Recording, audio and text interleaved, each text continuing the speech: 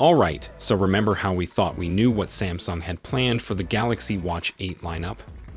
Yeah, turns out we didn't know everything. A new leak just landed, and now it's like someone hit the leak all the things button. Specs, features, prices, and even a surprise new model. Let's break it down.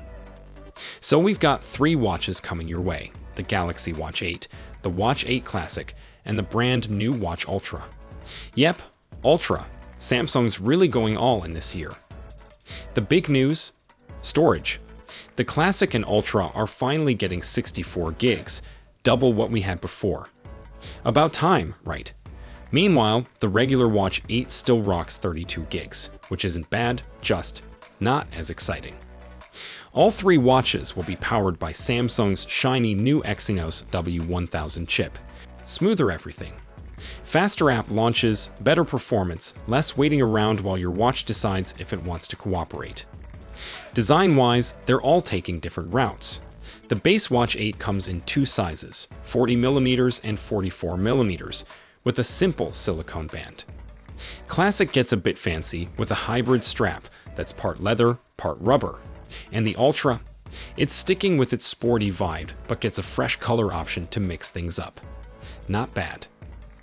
One quick heads up, the Watch 8 Classic doesn't include LTE on all models, so double check if staying connected without your phone is a must. The Ultra, on the other hand, brings LTE across the board, no compromises. Now the prices. Yeah, not exactly wallet-friendly this time around. In France, where this leak comes from, the Watch 8 and Classic are both seeing about a 20% bump. Ouch, but surprisingly, the Ultra's holding steady with last year's pricing. Here's how it all stacks up. Watch 8 starts at €379, 40mm Bluetooth, and tops out at €459, 44mm LTE. Watch 8 Classic runs from €529 to €579. Watch Ultra, a flat €699.